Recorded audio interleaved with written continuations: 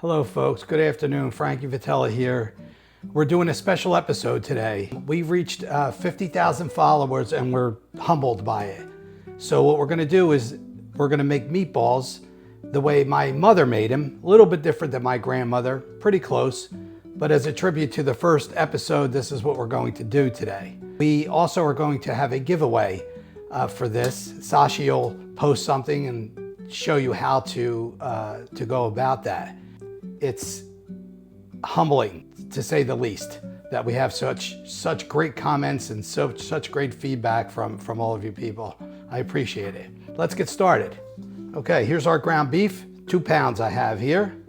My mother did the bread. She didn't do the dry bread to crush it up and put it in the meatballs like we did with my grandmother. She did it a little different. She soaked the bread. Some people soak it in milk, some people soak it in water. This is in water. This is what my mother did. This is the way we did it. So that's the way I'm doing it here. You could do it in milk, it's fine. A lot of people do that. So, there's no problem with that. And my mother also added more than a cup of cheese. She would add like 1.5 cups of cheese, which is a lot for a couple pounds of ground beef. So I'm gonna put all that in there.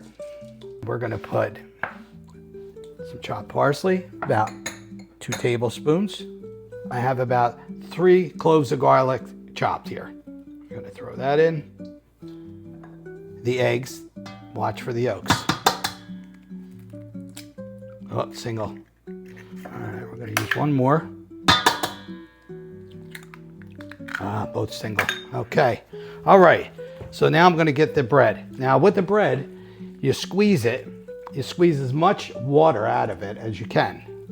And again, this is gonna act like your breadcrumb or your hard bread. These are hard pieces of bread that I usually use for breadcrumb. I left a couple of these out so you can see what they are. They were rolls. I cut the crust off of them, made little cubes, and that's how I soak these. And these, as you can see, is very hard. The harder the better for the stale bread, whether you're making the breadcrumbs or you're doing something like this. So let them get really, really stale before you use them. Squeeze the water out as best you can. Okay, and you just kind of break it up in there. Okay, now we're gonna add salt and pepper.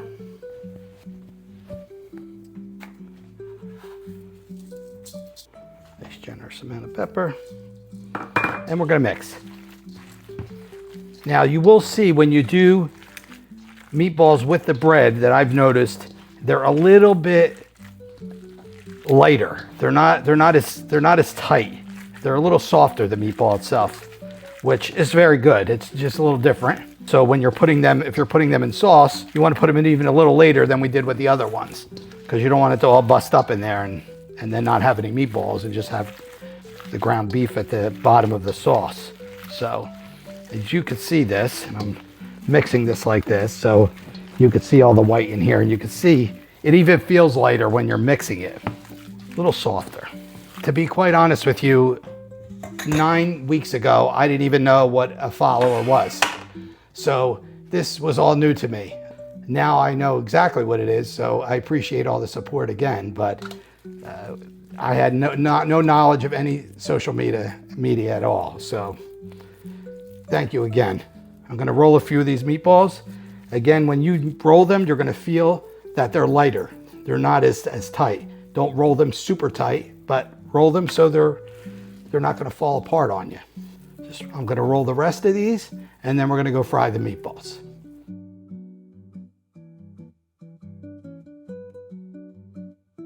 Okay, here we are frying the meatballs up.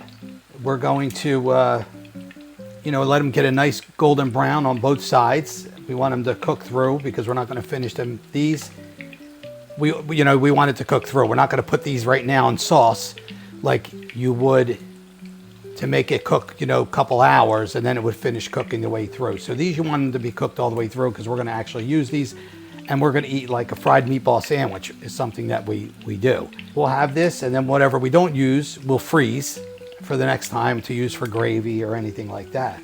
And I mentioned my mother and my grandmother doing them a little different. My mom really didn't have to start doing a lot of the cooking because my grandmother lived with us. So my grandmother was home, and you know, we would get home from school, and my grandmother was always the cook. And when she passed away, my mother kind of had to, boom, do both. You know, keep working and doing all that kind of cooking. So, and with that, she became, I thought, a lot of her things became even better than my grandmother's. She learned as she went with my grandmother. She changed a few things here and there. Again, not having the perfect science with cooking, and I thought her recipes, some of her recipes are even better. So we'll get to some of them other recipes as we go along. Okay, we're gonna turn the meatballs. You see they got a nice crust on them. And again, you're gonna see if you made the first recipe of meatballs, you're gonna see the difference in the lightness of these. Some people like softer meatballs. Some people like, you know, meatballs a little more dense, but these are definitely will be softer. So we're gonna finish frying these up, and we'll show you the finished product. Okay, folks, here's our finished product. I hope you enjoyed them. I'm going to open one of these up. They're nice and hot. As you can see how soft and moist they are inside. Beauties. When I cook them, I use a full cup of oil in that pan. Two reasons. One, you need it to cover some of the meatball, make it look brown like this. And also, we're going to strain that oil. I'm going to run that through a strainer when it cools off.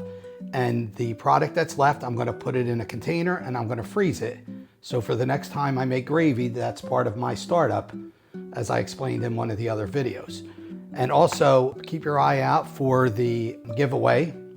Also with these meatballs, we make fried meatball sandwiches. Just basically put this in a roll and put a little grated cheese on them, and that's a sandwich for us. But you can also just put some marinara sauce or gravy or whatever you have in, put a little bit of mozzarella on top, and you you have a meatball parm. You know, they're very, you could do a lot of different things with these, not just put them in sauce. So I hope you enjoyed the video. Again, I'm humbled by the amount of love that you give us, really. Good food, good memories. See you soon.